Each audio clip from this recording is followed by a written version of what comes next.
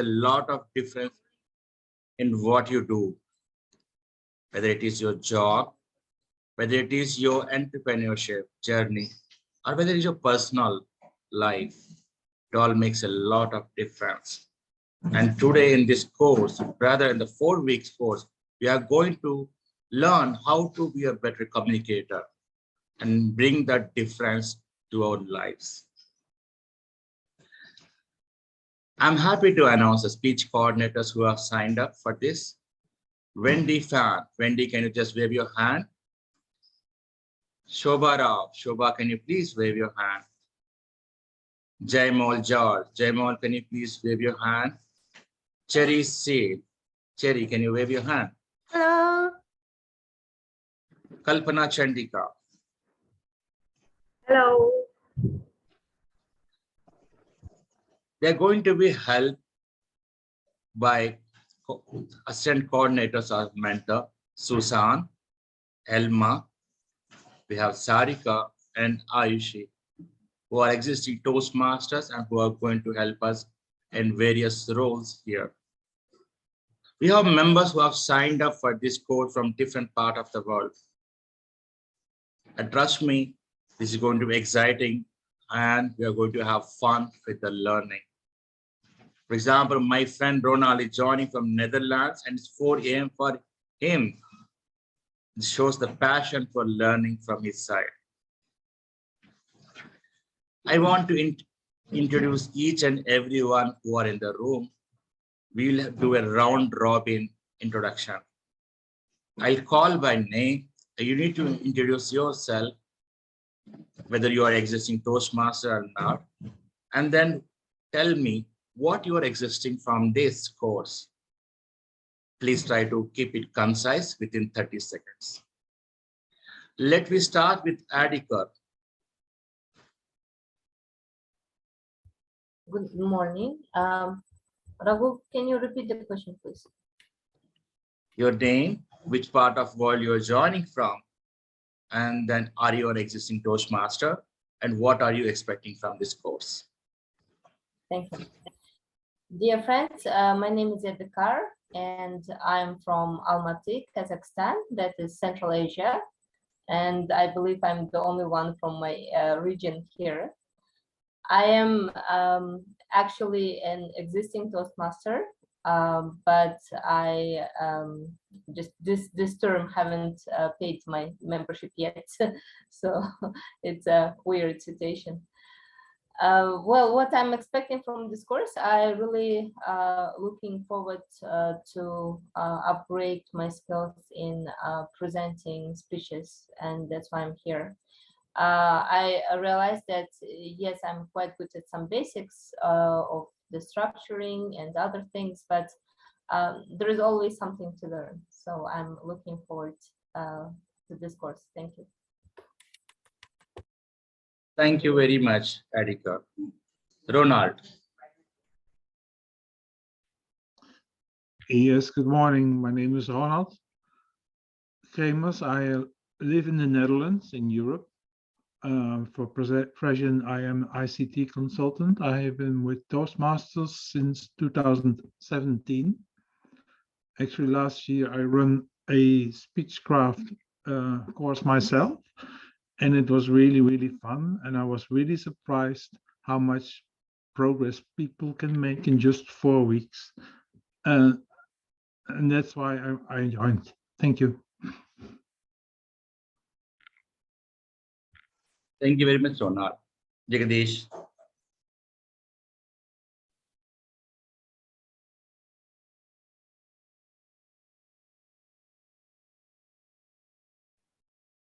Jagadish, you are on mute. We are not able to hear you. While you fix that audio issue, I'll go to Manohar. Manohar. Hi, my name is Manohar Nibanapudi. I am from India, Hyderabad. Actually, I joined. I am not a Toastmaster. I am very new to this Toastmasters club. I just want to improve my communication skills. That doesn't mean that I haven't or not. Just I want to see how this Toastmaster, I have been hearing this Toastmaster from long time, and I just want to experience this club and how to communicate, how to lead, how to do things. So that's why I have enrolled for this course. Yep. Thank you. Thank you very much, Manohar. Riva.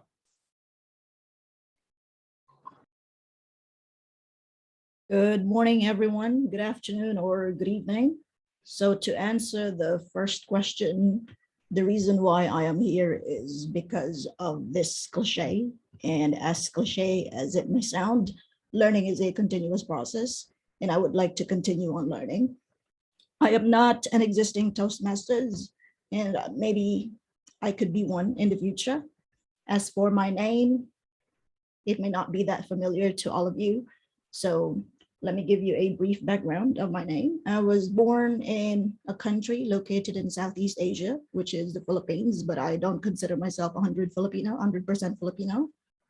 I would usually introduce myself as a citizen of the world. I am a local of Bangkok, and I'm currently living in China. And my name in Hebrew means maiden. In Hindu, it could mean to tie or to join. And so that's my name. It's nice to meet you all today. Thank you. Thank you, Riva. I love the way that you introduce your name too. Rakesh.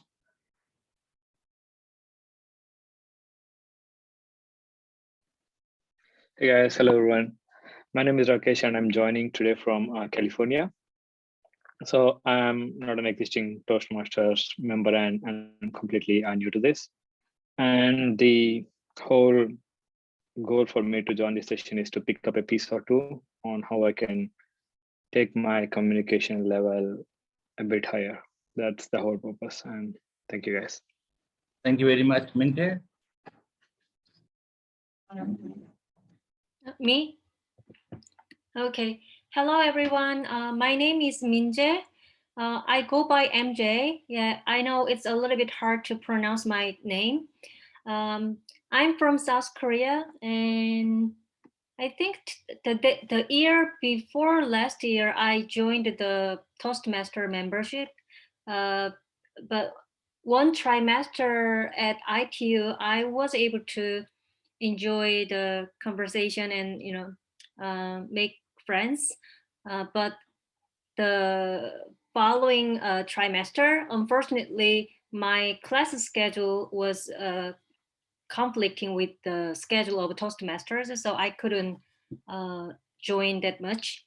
And now I'm expecting myself to practice my speaking from this course. Nice to meet you guys. Thank you very much, Minjesh. Jyoti. Very good morning, everyone. My name is Jyoti Patnaik. I'm from India, Odisha, capital Bhubaneswar. And I'm currently a member of Toastmaster Community Club Bhubaneswar. And I have joined this to be a better communicator and also to learn things and add more value to my club. Thank you so much and wish you all good luck. Thank you very much, Jyoti. Srinivas Rao. Hey, hello all. This is Srinivas. So I'm an existing Toastmaster from Microsoft, and the reason I joined this Speechcraft is I feel that always there's an improvement.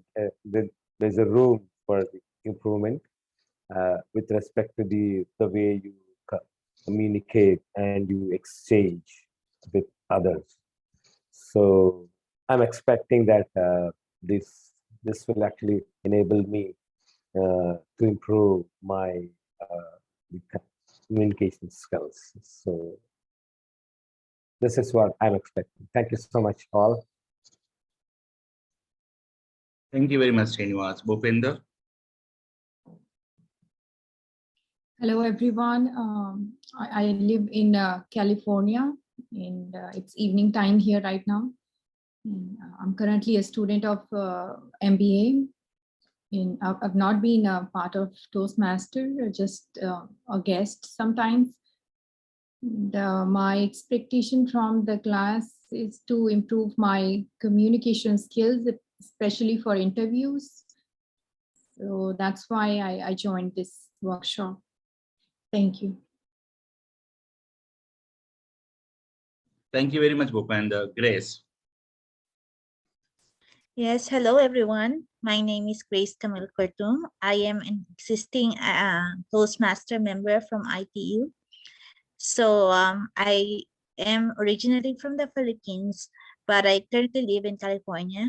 And my expectation and goal for this Speechcraft is to improve my presentation skills as well as my communication skills. Thank you so much. Sangeeta. Hello everyone, my name is Sangeeta. I'm currently a student of ITU. So I live in US, it's evening here. So I'm not a member at Toastmasters. My expectation from this is to improve myself in speaking skills and presentation skills and to more confidently speak in general. Thank you. Thank you. Prachi. Hello, good morning and good evening, everyone. My name is Prachi Trivedi. I am from India, Mumbai, the Bollywood city. I am an existing Toastmaster, but the only challenge which I was facing was the timings of the club, and my office timings were clashing. So that's why I was not able to take the benefit out of it, right? But I now look forward to become a full-fledged Toastmaster so that I would leverage the clubs. The reason I'm here is because I'm looking to work on my articulation skills and communication skills and be good at storytelling. So yeah, so look forward for it. Thank you so much. Thank you. Praveen. Yes, hi, good morning, everyone. My name is Praveen Kumar, and I am from New Delhi, India. And I am an existing Toastmaster. And my purpose of joining the Speechcraft session is to improve my communication, presentation, and speaking skills. Thank you. Ashwini. Hello everyone, myself Ashwini from Hyderabad, India. I was an existing Toastmaster, but I kind of took a break. So I felt that this program will be helping me to get back to the routine of full-fledgedly exploring myself as a Toastmaster. I've already experienced the power of being active in Toastmaster and the benefits of it. So definitely looking for choosing this as a platform once again and this program for me to explore myself further. Thank you, Ashwini. Lohita.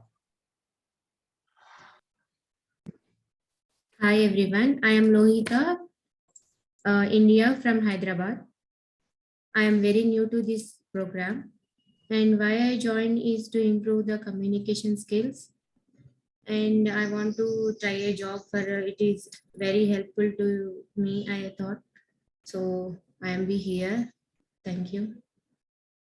Thank you very much, Sherry. Lohita. Kranti. Yeah, good morning all. This is Kranti, joining from India, and I'm new to Toastmasters, and I'm looking forward to improve my communication skills and storytelling capabilities with senior leadership. That's what I'm expecting from this course. Thank you. Looking forward. Thank you, Kranti. Liang. Hi everyone. My name is Liang. I'm actually not the existing member at Toastmaster. Maybe in the future I will join it. And the reason why I won't join this meeting because I really want to improve my presentation skills and also the interview skills. Yeah, thank you. Thank you very much. Thank you everyone for introducing yourself. If I'm missing anyone, please let me know if you didn't introduce yourself. It's time. Yeah, hi, this is Neelam. I am in the San Francisco area. I am an existing Toastmaster, and I am I'm here to just improve my interpersonal as well as my professional skills and presentation skills. Happy to be. Thank you very much. Thank you very much. So, Susan, please go ahead. Yes, my name is Susan Schultz, and I wanted to share that I joined Toastmasters in 1995 after a Speechcraft program. And I am from the East Coast of the US, Florida specifically, and I'm here to help in any way that I can to share the goodies that I've gained along the way and to pay it forward. Thank you very much. Viveka. Yeah, hi, my name is Viveka and I'm from India. I have recently joined Toastmasters. I'm pretty new and I'm here to improve. I've joined this program to improve my communication skills. Thank you. Thank you very much. Namita. Raghu, you forgot me. I did Sorry. I did it wanted. Go ahead. Hello, Toastmasters, and yes, I am a Toastmaster and I'm a member of 5 clubs. Why I love Toastmasters is that I get to learn so much. I learn how to speak on the spot with the table topics, and I get the chance to create posters. I just love things like I just drew this: eat, pray, Toastmasters. Can you see? I just made it because Toastmasters is really fun. I have a bunch of friends whom I hang out with in Toastmasters in various clubs. And also, I'm working from home for past 2.5 years, so it gives me a chance to dress up. Otherwise, I just don't get a chance to dress up to anywhere. So that's why I'm in Toastmasters, to learn how to communicate effectively, how to communicate by disagreement in a polite manner and not exploding and being angry at someone. So that's what I am looking for. Thank you. Thank you, Namita. Jagadish.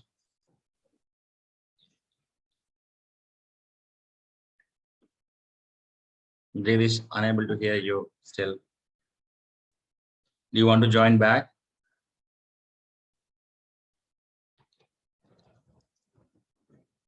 Drupadi.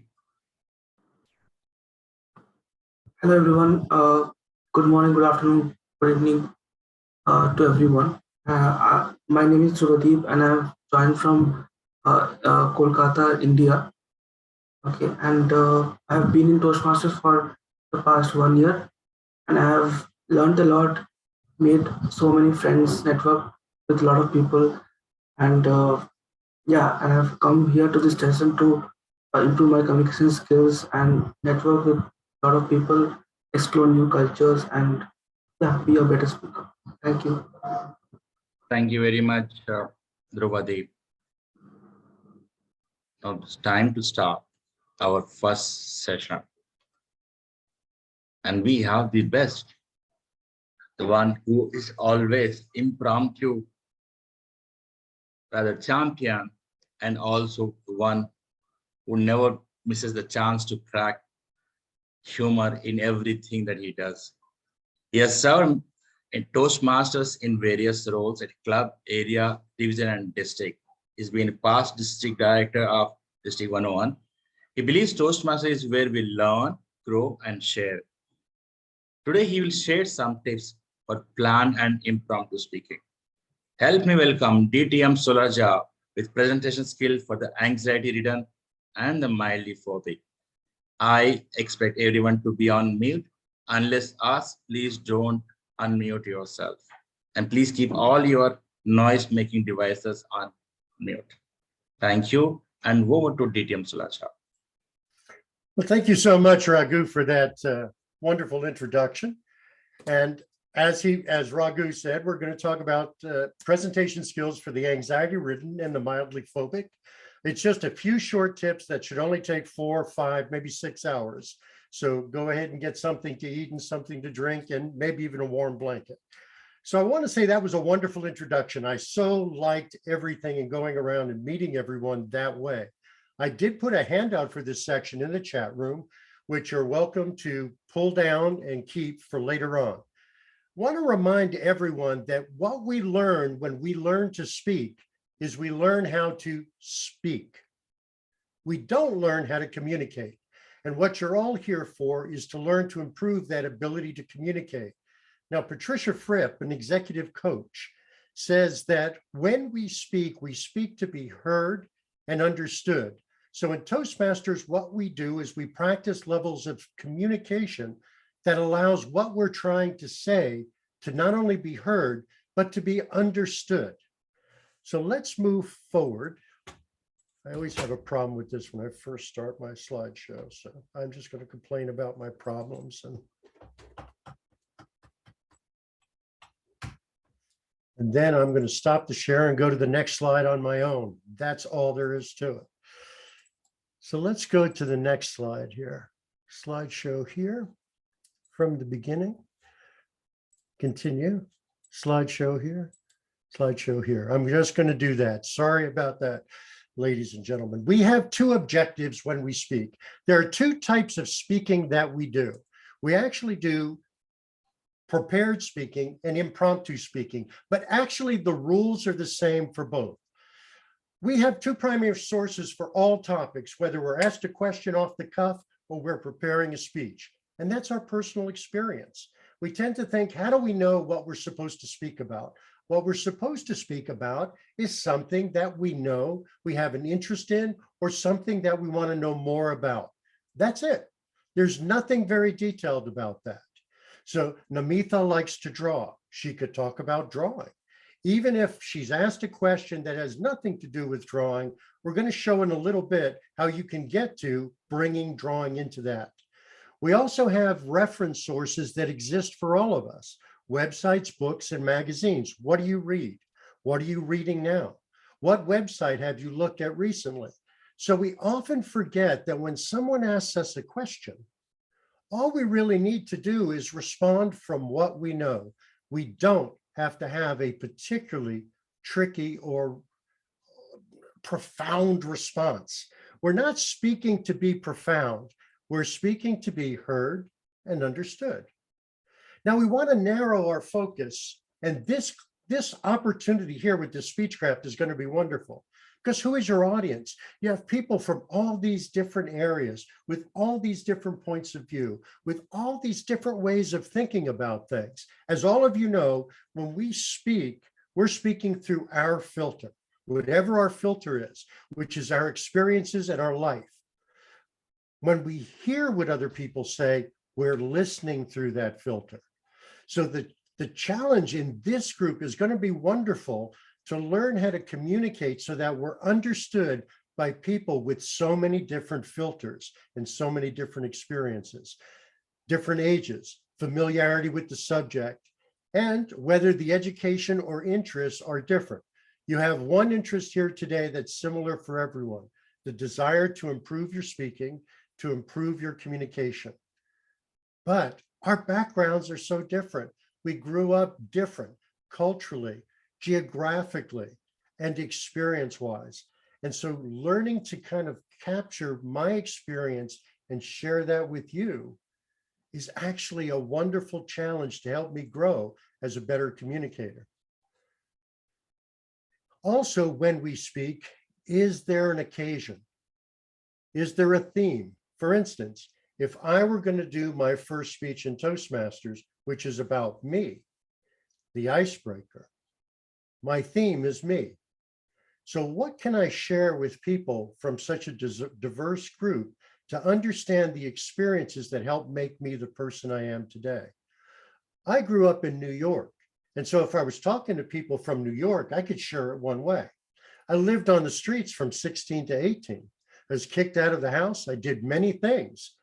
If I was going to share that experience with people from different areas, I'd have to share those experiences in a way that everyone could understand, so you could feel what I felt. And then from there, my life has moved forward. It's the same for each and every one of us. When we share something, we have to share it in language that we believe our audience will understand. Why? Because we speak to be heard and understood. That's why.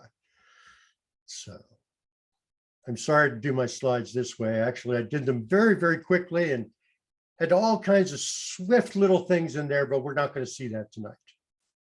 And also, what's your own abilities? Now, when you speak, You don't speak like me. You don't speak like Raghu. You don't speak like Jaymol or Shoba or Wendy or Kalpana. I'm so sorry about that.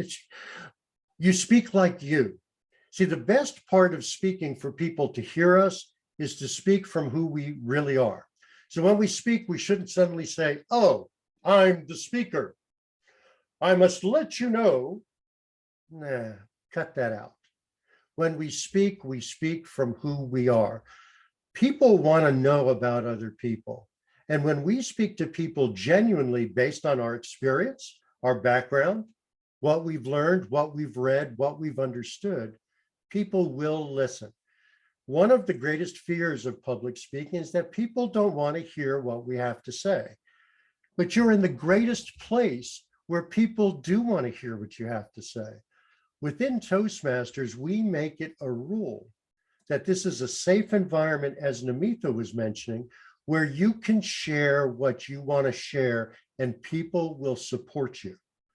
So never think that whatever you think you want to talk about, nobody wants to hear, because this is the place where we do want to hear it. And be specific with your topic in the sense of, remember how much time you have.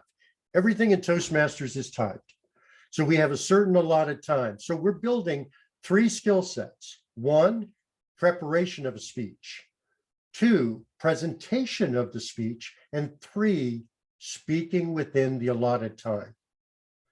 So when I start talking about something that's a topic deep and dear to me, if you and I were sitting across from each other at a coffee shop or having tea or sharing something across the table, we could probably talk for hours. But here we don't have hours. We have the discipline of saying we prepare, present, and do it within the allotted time so that we also make time for other people to do the same thing. So when you think about what you want to share, make sure you say, what piece of this can I share coherently for everyone so that I can do within the time assigned?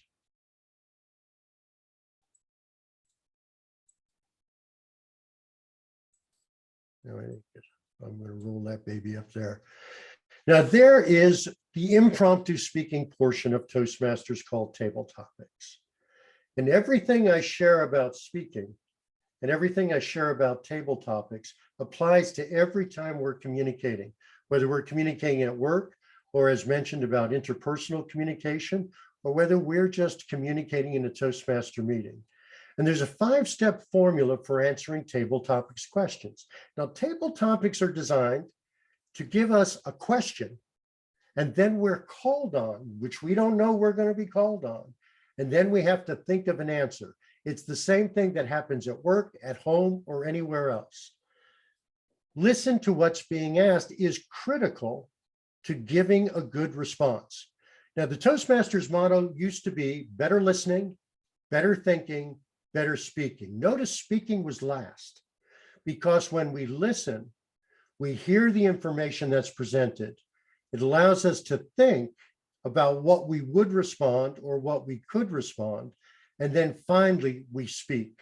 So it's the idea of, someone once told me, said, Solarzar, you need to think twice before you say nothing. I've never really followed that, but I've tried to adapt it better.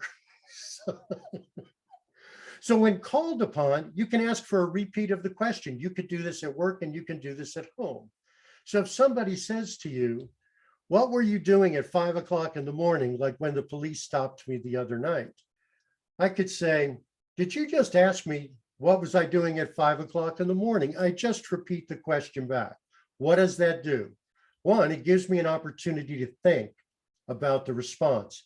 2, it gives me an opportunity to clarify that I clearly understood the question. So think of that even in your work environment. You're in a meeting and you're asked a question. Repeat the question back. Did I understand that the question was this or this or that? Gives you a minute to think about what your response will be. So first thing we always do is listen. Then we pause. Then take a breath. Sometimes we feel like any pause or silence is deathly. when a pause actually builds tension. Taking a breath, go ahead and put some good oxygen into our lungs before we speak does a couple of things. One, it gives us the opportunity to have air in our lungs before we open our mouth. So if we are nervous, we actually reduce some of the tension. We have air there. Two, in Toastmasters, when we're responding to a table topics master, we easily can say, thank you, Mr. or Madam Table Topics Master. If I understood the question correctly, da da da da da da da da da. Now I've just said a couple of things. I've just allowed my body to calm down and settle down a little bit. And at no time have I really addressed the question yet. I'm setting myself up to have time to have a good first opening line or a good cogent response. So it's about listening, then we pause, and then we think and breathe. Confirm the question, as I said before. How do I learn to ride a bike? This provides time for you to think about it. Now, by acknowledging the topics master, breathing, confirming the question, you've given yourself time to come up with an answer. And then you get to answer this. So there's a lot of ways to answer the question. Now, one way is to simply answer the question. So if someone turned to me, if Raghu said to me, Solarzar, if you were in a coin shop, because he works with coins, and you saw this golden coin that looked like it had an Inca symbol on it, and it was only $5, would you buy it? Well, first, I'd have to decide, do I even know anything about coins? Do I know if I looked at a golden coin, if I could see that it was a golden coin? Or did I have a use for that coin? Raghu would know what to do with coins when he sees them. I don't. So what I would then do is say, Raghu, I don't have a real interest in golden coins, but I do like bocce balls. I grew up Italian on the streets of New York, and we played bocce balls. Now, if I had a golden bocce ball, I'd want to keep it. Do you see what I did? I didn't really answer his question. I pivoted. I went to another question, and I started answering the question that I wanted to answer. If Raghu had started by asking Namitha a question, and Namitha was asked, what did she do right after she graduated from college? And then he asked me about the golden coin, I might say, I don't know anything about golden coins, but I do know I was thinking about what I did after college. I've now pivoted. So I can now give an answer that shows that I have information, understanding, and that I can feel more of an authority about. Now, even in a business situation, you can sometimes do that, but don't do it deceptively. For instance, I was just in a meeting the other day where I do some consulting work, and one of the people launched into something that quite honestly had nothing to do with what we were talking about, and people started discussing it. And all I really did is say, I would like to get back to the original question. It's the reverse of this, but I was changing the discussion back to where it began so that we could answer the question at hand. In table topics, you do the opposite. You take it to the question you want to answer. If you don't necessarily like the question, you answer. Now, not everybody agrees with this. Some people say, no, we need to learn to answer the questions asked. I don't always answer the questions asked at work. Somebody asks me a question and I may say, because I need to understand something, I'd like more information about this before I answer that question. So just think of that and be calm about it, be relaxed about it. When you're asked a table topics question, just remember, pause, breathe, because you listen first, confirm the question, respond to Madam or Mr. Table Topics Master, and then go into your answer. If you don't have an experience with the question asked, just say that. The biggest mistake we make in life is trying to answer something we don't know, trying to admit to knowledge we don't have, and not being willing to say, I don't know anything about that, but what I do know is, and go in that direction. If you practice those skills, I guarantee you'll be more confident in business meetings when you're asked questions about things you don't truly know. because it's not a mistake to say, I don't know. I've changed my mind. Those things never make a mistake. It's like an ex-wife of mine. When she asked me, don't you love me anymore? I said, I don't know. I've changed my mind. And then we got divorced. So, I'm just showing those things can have very positive effects in someone's life. It certainly did for me. So remember, you pause, you listen, you pause, you confirm, and then you tell your answer. You go directly into your answer. Now, we're always expected to answer, but we have the approaches that make it possible to have an answer. Remember, in table topics, you only have 1 to 2 minutes.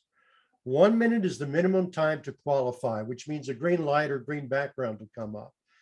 2 minutes, this should say 30 seconds, is the maximum to qualify as an extra table topics, as a valid table topics answer. But say what you want as simply and directly as possible. If you try not to be profound, it must be deep, it must be meaningful. You won't get as trapped in the idea of, how do I answer this question? But that's the same skill you bring to your speeches. You see, in communication, it's all the same skills, whether it's impromptu or prepared. Remember, we then come to a conclusion. How do you want to close your question? You could say in conclusion, kind of the cheap and easy way for a table topics this. Or if you were asked at the beginning, for those who might remember where I said, how did you learn to ride a bike? And then you just say, and that's how I learned to ride a bike. And then say, Mr. or Madam Toastmaster, and that ends the timing of your table topics. Now I want to jump to something else that really says, every presentation has an introduction, a transition to your main answer, to your main body, and a transition to your conclusion. And then any subsequent Q&As that may be part of your presentation. You may be answering questions as part of it or not. The real point is always prepare by doing one thing. You listen. When Raghu was introducing me, there's a couple of things I did. I took several very deep breaths, not hurried breaths, slow, deep breaths, so I would be able to present going forward. Second thing is it helps calm my system. Then I smile. If you smile, someone will return a smile to you, even in the Zoom environment. And when they return a smile, you'll suddenly feel like you have somebody that wants to hear what you have to say. Even if they don't, they might just be smiling at you. And then you go forward with the first sentence you want to start. Don't worry if the first sentence is the big, profound thing. Now you're going to find in the handout I've provided that I also have things about openers and closers that I'm not going to cover as a part of today, but I want to share one thing about openers and I want to share one thing about closers. Don't use humor if you're not funny. If you're not funny, a presentation here is not the time to try to tell a joke. Try to use what's natural for you. People are always saying, Shoba once introduced me and said, some people are kind and some are funny. This guy's just funny. So therefore I'm never kind. Raghu said I was funny. I just throw things in periodically, but I don't tell jokes. It's not my style. If you're not good at telling jokes, don't try to use it as an opener, because if it falls flat, you'll suddenly lose steam going forward.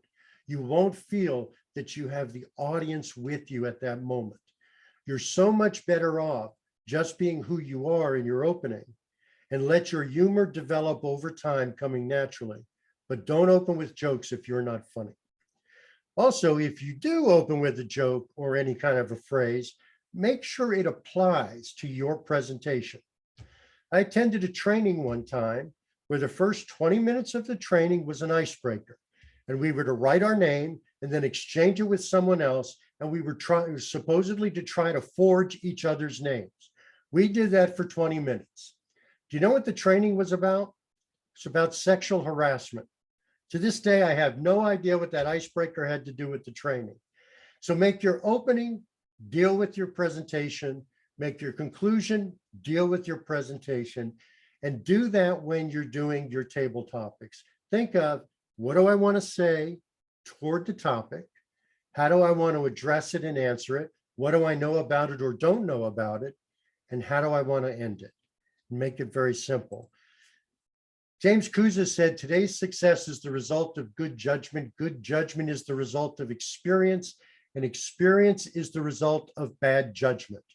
All of us have experience, and all of us have gone through bad judgment. So use the experience you've already got. Don't worry about having someone else's experience. Use yours and let us know about that element of what you present in table topics and in your prepared speeches at all times. Remember, better listening, better thinking, better speaking, and we speak to be heard and understood. Back to you, Raghu. Are there questions or answers or questions? I have no answers, only questions. Thank you, Solarzar. It's always a pleasure to listen to you. Anybody who has questions, please raise your hand. You'll be given an opportunity to ask questions and get them answered.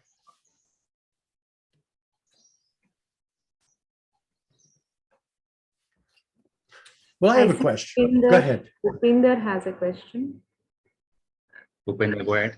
Yes, so my question is regarding confirming. Do we confirm each and every question, especially when we know there will be number of questions in a meeting or something? Well, here's the point of confirming a question. One, you don't have to.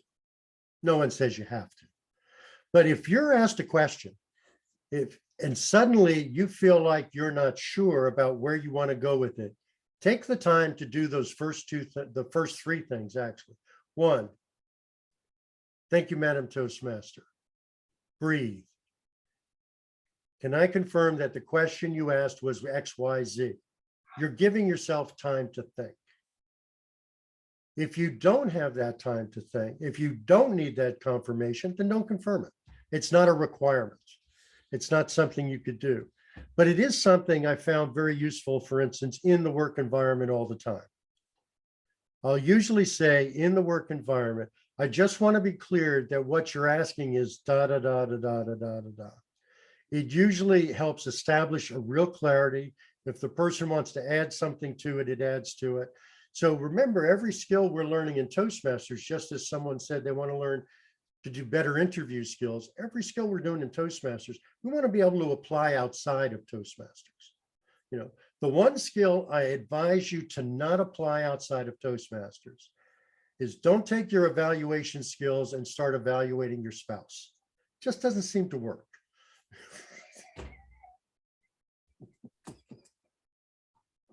Thank you very much. Don't time them and say, you've got 2 minutes. Ronald, you have a question?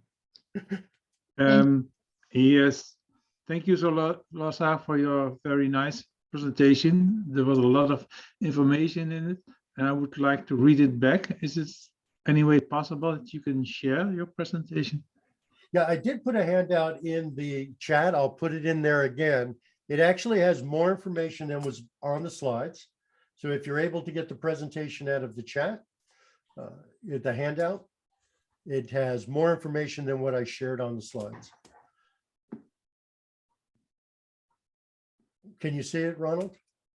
No, I don't see it in the chat. You send to me, actually. Send it back. Oh, I sent it to you. I apologize, Raghu. There you go.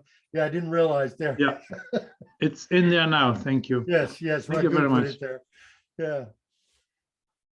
No problem. Raghu, that's just because I love you so much. I just can't. I have to write to you. We all love you, Solarzar. Any other questions for Solarzar?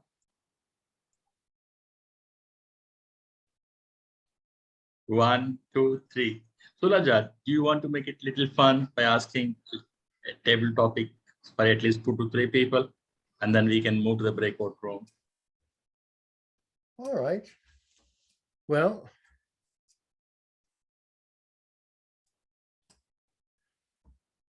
when is the last time you've done something that created great embarrassment for you, but you later realized there was a great lesson in it? What was the last time you've done something that had great embarrassment for you, but you later realized there was a great lesson in it. Grace, would you like to try that? Yes, thank you so much, Mr. Toastmaster. So I think the greatest the greatest embarrassment I experienced in my life was when I had to fail my my dissertation in college. That took me back like few months before graduation, when all of my classmates are already finishing up, and I had to attend more classes in order to finish that dissertation class. At the time, I felt embarrassed because a lot of them are graduating and I'm still in school, trying to figure out how to be able to join them for graduation. But then again, I realized that afterwards, that time gave me a lot of, that extra time gave me a lot of learnings, and it really helped me prepare for my board exam. So I think that that embarrassment was also a greatest lesson for me. So thank you so much, Mr. Toastmaster. Excellent. That was excellent. What a great answer. What a great answer. Thank you so much, Grace. I didn't prepare questions, Raghu, but I had one that slipped in and slipped out. So I'm just going to try to pull it back. And what was one thing in your life that if you could go back and change, you would, and why?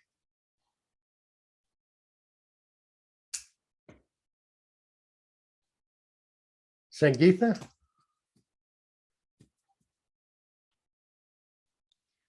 Thank you, Mr. Toastmaster, for having this question for me.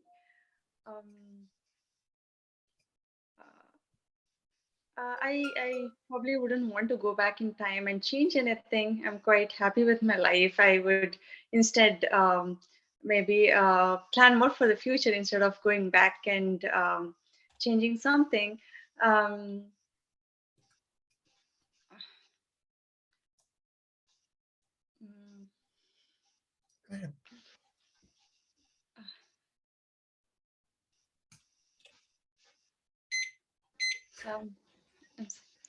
You could rest it right there. You don't have to worry, because this is a process of learning. And that was a wonderful way to shift the question into a different direction, by the way. So thank you for doing that, Sangeet. Is there anything more you want to add quickly, or just? No, thank you so much. Okay, thank you. Thank you both. So let's just try one more. What is your greatest hope for the future for you? How about Ronald?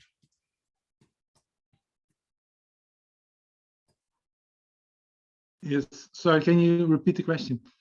What is the greatest hope for the future for you?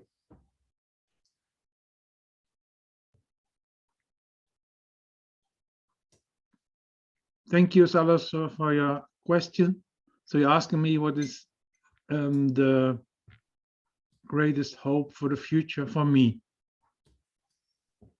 I am a peaceful guy, and I would like to have world peace. At the moment, we have a big war going on in Europe and Ukraine.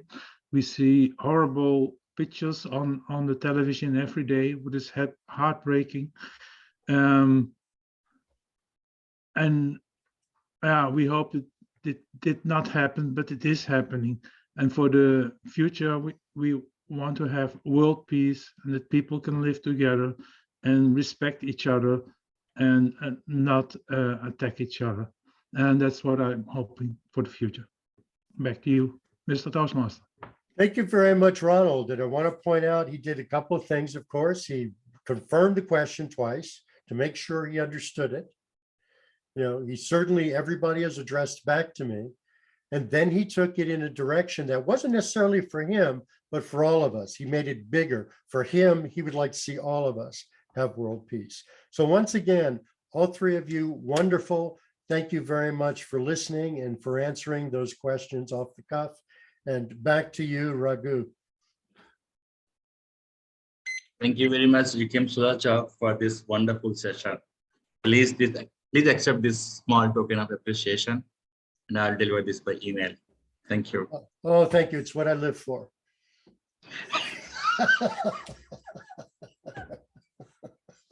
Thank you so much. I opened breakout rooms. I request our speech craft coordinators, because you are already co-hosts. Please assign members from your group to your specific rooms. Before I invite our speaker today, let me reiterate something. So we need to ensure that you have already access to this website, speechcraft.toastmasters.org, especially all the speech crafters are the one who joined for the session. And there might be some activities that your coordinator might be planning on that. So ensure before going to breakout session that you have access to this. There was a link sent by admin@toastmasters.org. If you are not yet registered, please use that link to register and join it and keep it ready before you move to breakout room. Thank you. Now we are going to have a session on how we can do better speeches. Speeches is not something that you do for lecturing people. It is not just what you do before a group of people. It can be a part of your life, the way that you write your emails, the way that you keep it in the way communication. It may be sometimes that you talk to your children, the way that you talk to your customers as an entrepreneur, etc., etc. Every walk of life, this communication is necessary, and the effective it is, the better impression that you make on people, and the better impression that you make, more people will follow you as a customer, or in the workplace if you want to get promoted. For example, when I improved my communication, it helped me get first my promotion, which was long pending. Let me invite this lady, who is Iron Lady that I would call, because she's always wants to do things better and she gets things done. Does a lot of follow-up when necessary, and she doesn't stop to speak candidly when necessary. She's fun-loving and same time one of the best Toastmasters I've met in Toastmaster in District 101. Toastmaster Jaymol, a session on how to craft your speech better. Over to you. Thank you so much, Raghu, for this fabulous introduction. My experience comes from being a member of more than 5 clubs and from taking various leadership roles inside the club and in the district, and also giving several speeches and participating in speech contests. I'm not an expert, but what I'm going to share with you are things that I learned in the last couple of years. So let's get started.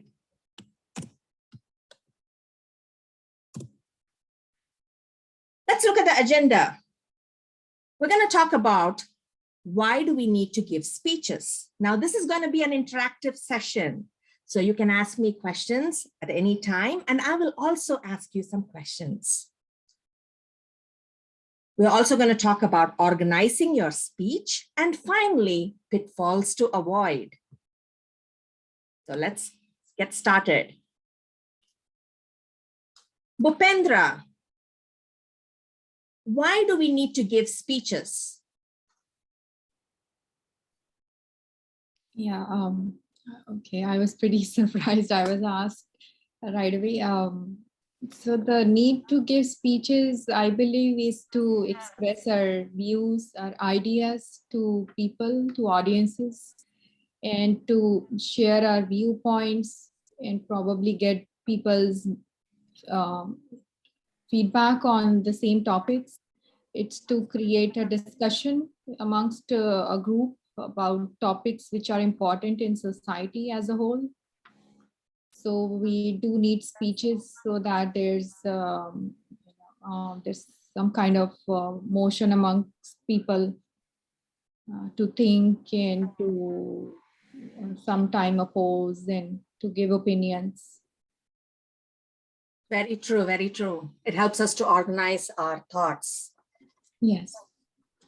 Some more reasons, Jagdish. Okay, yeah. So the speeches are, it's a tool to communicate our ideas to others and make them understand. And also maybe to connect with each other. Yes, for connection, that's right. So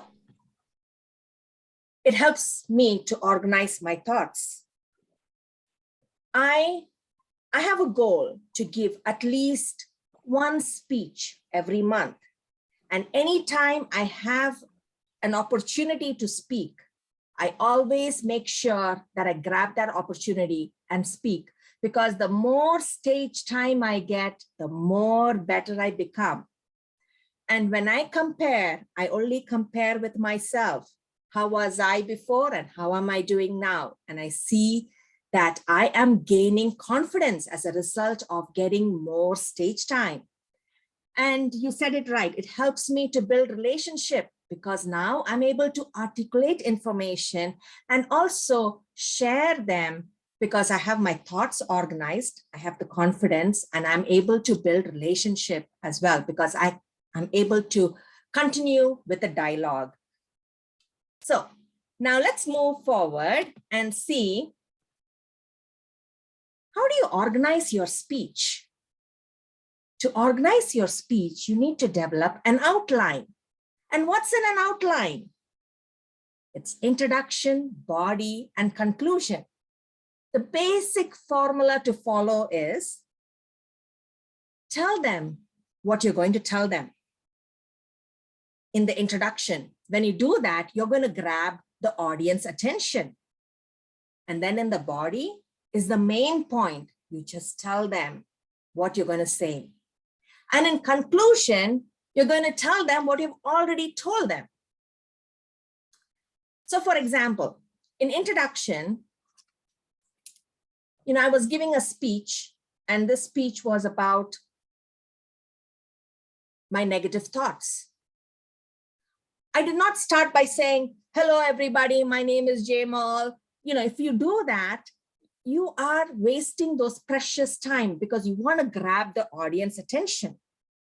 So you can use different techniques for that. And one of the techniques I used was, I just said, have you ever been stuck with a negative thought?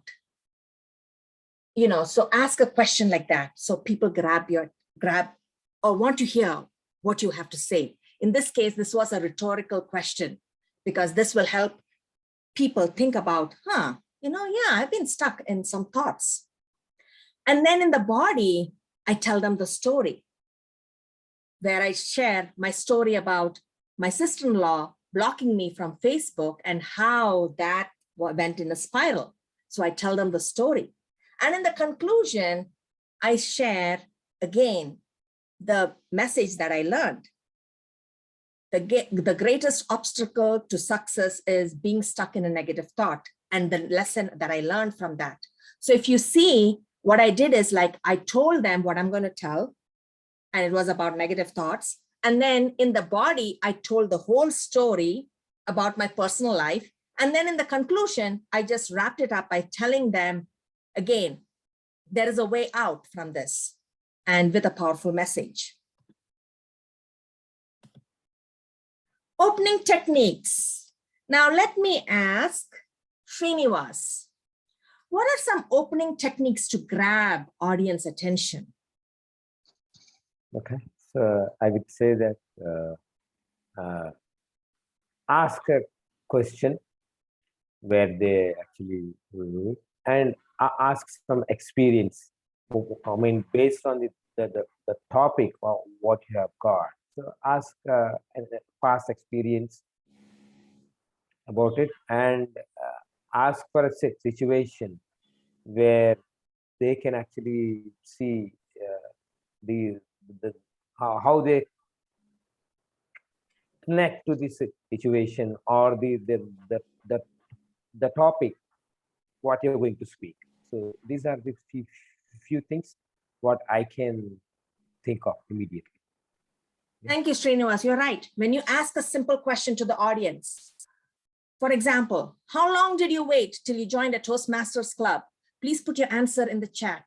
Was it 10 years, 2 months, 3 weeks? And then all of a sudden you see people engaging and typing in their responses. So you grab the attention by asking a question. That's good. Sangeeta, what other techniques are there to grab audience attention? Yes, one technique is, as Srinivas said, it's a question, asking a question. The other thing I can think of is coming up with a joke, maybe if it's appropriate. So if it's a light conversation like topic, you can start with a joke. So it just brightens up everyone's, mood, and it would be a good start if it's appropriate. And then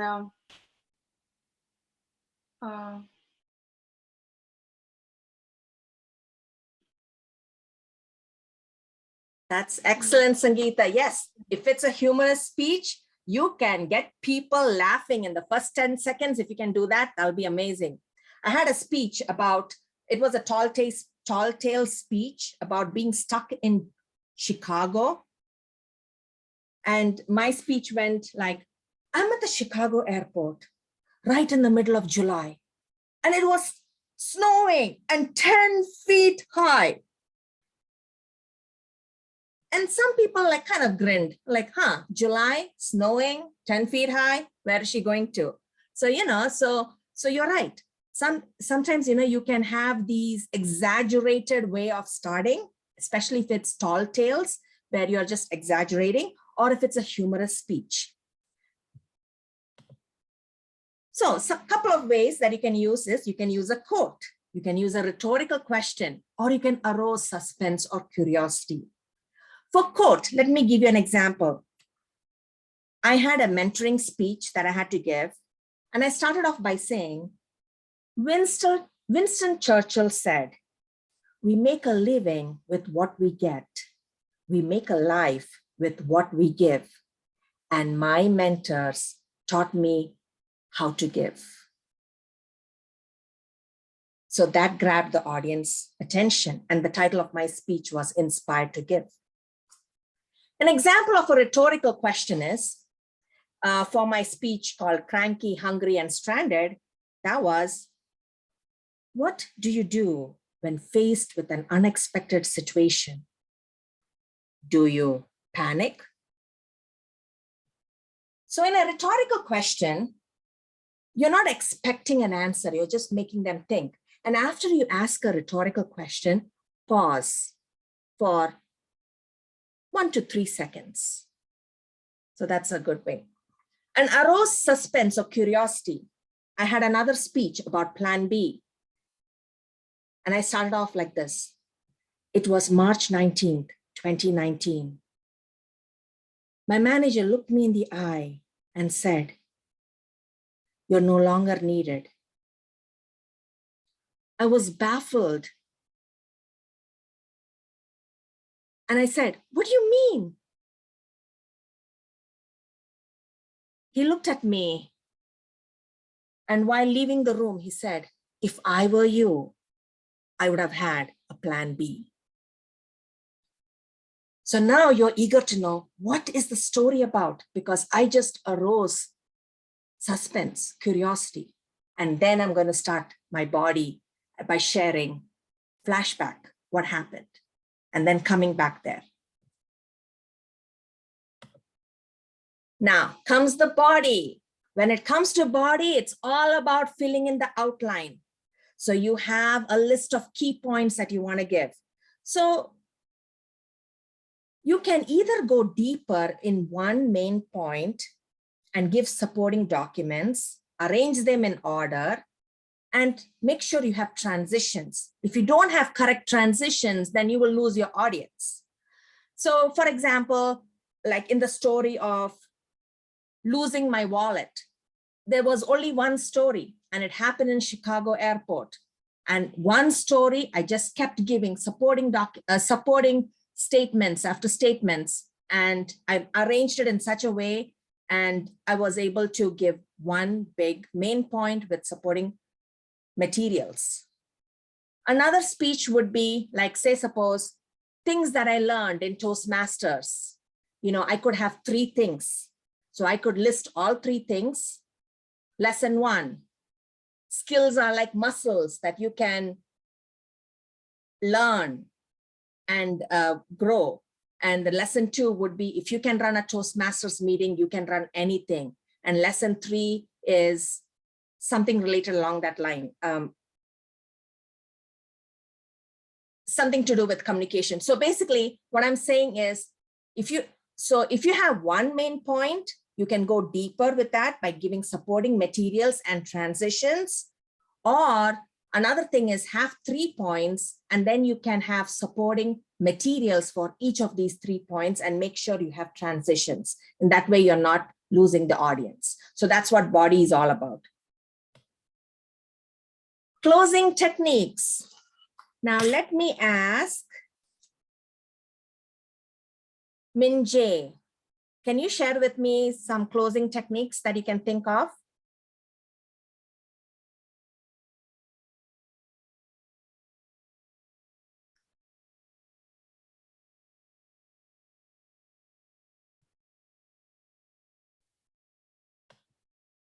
Could we see takeaway misses?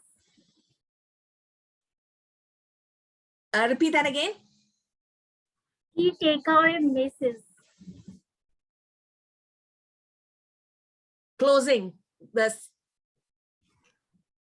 Oh yeah, key points. Okay, got it. Riva, what are some ways I can close my speech?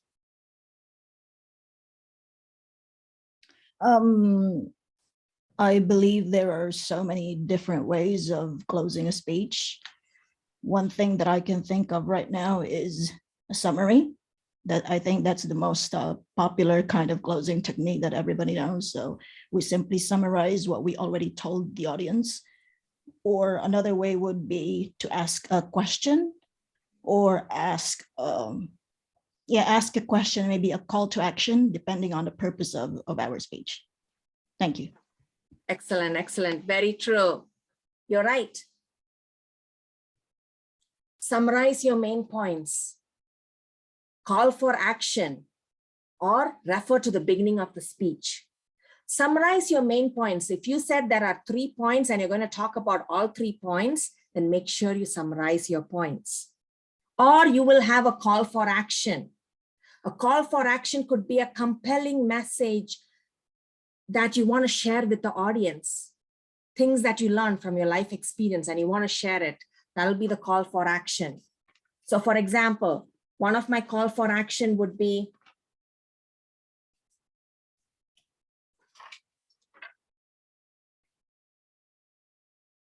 and so for example, like, you know, one of the call for action would be like closing with a quote: believing in negative thoughts is the single greatest obstacle to success.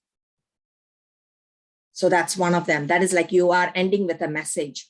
Or call for action, another way of doing it is, what would you do if you were in my situation? That's another way of doing it. Referring to the beginning of speech means it's like book ending. You started off with a situation like, I'm stuck in this particular place and I'm panicking, and you are referring to the beginning. In the conclusion, you are saying, would you do the same thing? And would you panic if you were in the same situation? So you're basically connecting the ending with the beginning. So you're making a closed loop. So that's another way. So yes, you're right. Summarize your main points, have a call for action, or refer to the beginning of the speech. Because at the end of your speech, if there is one takeaway that the audience can take, that'll be your conclusion.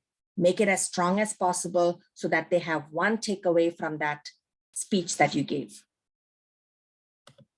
And what are some of the pitfalls to avoid?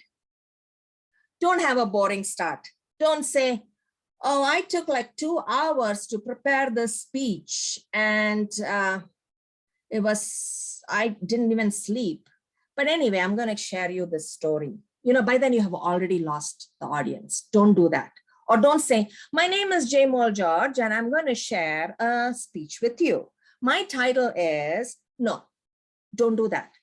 When the Toastmaster calls your name, take 1 or 2 seconds pause and then just go into your speech. Because you want to grab the attention. And once you grab the attention in 2 to 3 sentences. And once you have engaged the audience, now you have your body where you're sharing your story, your life experiences. It could be one experience and you're just sharing with them and what you have learned. And then you're concluding with a message. Another pitfall is going a chronological order by saying, in 1996, I did this. Then in 2000, I did this. Then in 2018, I did that. No, don't do that. So just break it and you have one main story that you want to give, just share that. So avoid chronological as much as possible in your life experience stories. Unclear message. That is like one of those where the audience will be thinking, why was I listening to the speech again? What did I gain from this? So always when you share a story, please make sure that it'll be nice. It'll be really nice if you can share what you learned with it. And in Icebreaker Speech, it's a first speech that you give. Your icebreaker is the first speech you will give. That'll be next week. And it's going to be 3 to 5 minutes long. And you will be sharing something about yourself so that we get to know you. And it's okay if you don't have a message in that. But in the following speeches, it'll be nice if you could tie with a message, and a message could be something very clear where there is a call to action or you learned something and you're sharing with us. When you have a clear message, then you connect with the audience and the audience, and they will feel really connected and they can relate to you. So that's the reason why we need to have a clear message. I'm going to end this presentation by saying, great is the art of beginning, but greater is the art of ending. So back to you. Do you have any questions? Thank you very much, Jaymol. I request everyone, please take this opportunity to ask questions if you have for Jaymol. Jaymol, you can stop sharing. Thank you. Any questions? Thanks for the session. Just one question is like, if you want to make an impact in a very short period of time to the senior leadership or making our executive presence, do you have any tips around this? Yes. If you want to make an impact, then keep it as concise as possible. So that means you would share the information that they need to hear. And it depends. Say you are on an elevator and you just have 1 minute or 2 minutes to speak to this person. And then what you need to do is have an elevator pitch ready. What that means is you're going to share right away how you are making impact on the project that you're working on. Say I'm working on this project. You just say a higher picture of what you're working on and share who is using this and the impact that it's having. Like maybe it is helping a couple of people or cross teams, my product. So in my case, I'm working on a productivity tool that is used by cross-functional teams. And with the help of my tool, the data is consistent and we are able to share with the customer consistent and reliable data. So something like that. Does that answer your question, Kranti? Yeah. Thank you. Yeah. Thank you. And add to what Jaymol told, please prepare, practice a lot of impromptu speaking, and that also will help you in this part. Srinivas, you had a question. Yeah, I have this. So, Jaymol, so in the middle of the speech, you realize that you are losing attention, and you are actually failing what you want to convey, and by looking at the attention, I mean the audience attention, you feel that you are losing the what you are intended. And how do we recover in such situations, right? So Yes, that's a wonderful question. When I first started off, I remember when I first started off, I wouldn't look at the audience at all. Like, that's a good thing about Toastmasters. It's a very safe and a supportive environment. I was scared to look at people's eyes because I knew that if I look, I might forget what I had to say, or I would be reading my notes. But then I overcame that because I started practicing what I wanted to say. And for any reason, I forget my lines. Just pause. Take a deep breath and exhale. And just remember, you know what? We all are same. We all forget. Just start where you left off. Or you could just say, you know, I just forgot my train of thoughts. Let me just gather it. And then if you have a paper, you can take a look and then say, oh, this is where I left off. Let's go ahead. So this comes with a lot of practice.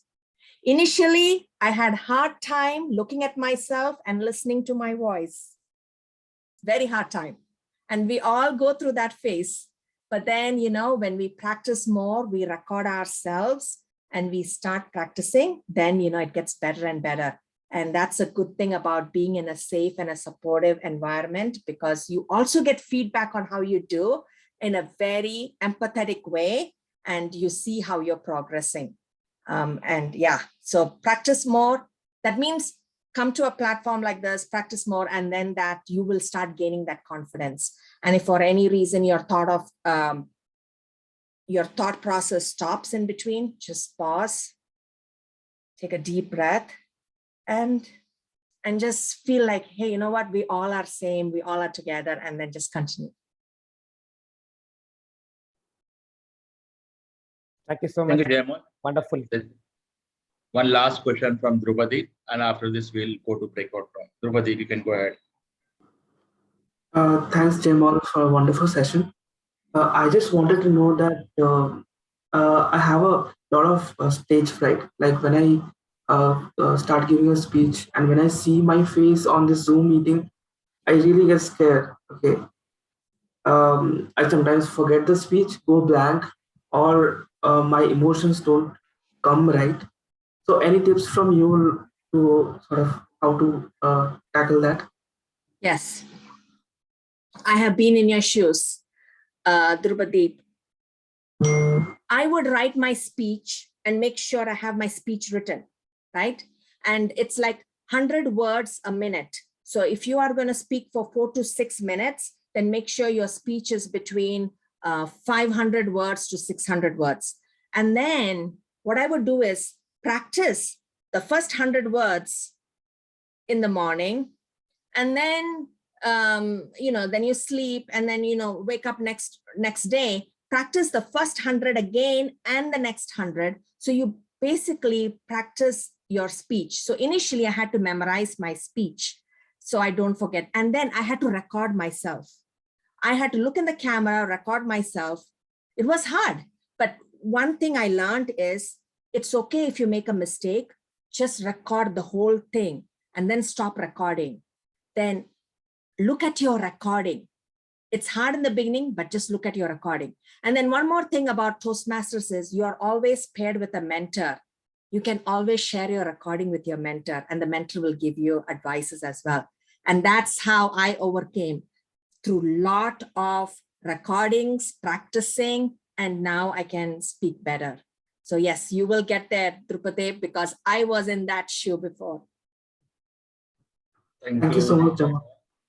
We'll share the presentation after the session through email. Just don't worry about it. Viveka, quick question, not more than 30 seconds, please. We need to open the breakout room. Okay, Jaymol, I have this question about the body. You said that we can either concentrate on one area or 3 areas. So you're talking about either one area or 2 areas or 3 areas. 3 is maximum, right? And they have to be interrelated. Yeah, in Toastmasters, it's like a rule of 3. If you have one, go deep in that one area. It could be like a personal story where you were in a journey, you were in a train and all that story.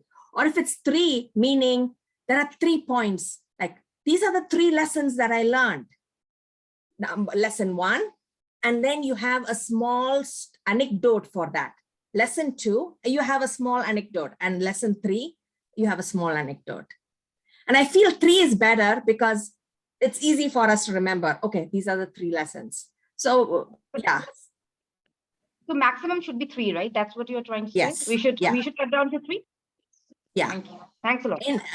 Yeah, because if you're giving a 5 to 7 minute speech, 3 is the maximum. Because after that, people will forget because with 3, you can hold people's attention and then you summarize at the end, here are the 3 points and go from there. Then, people have like, oh, these are the 3 things she talked about.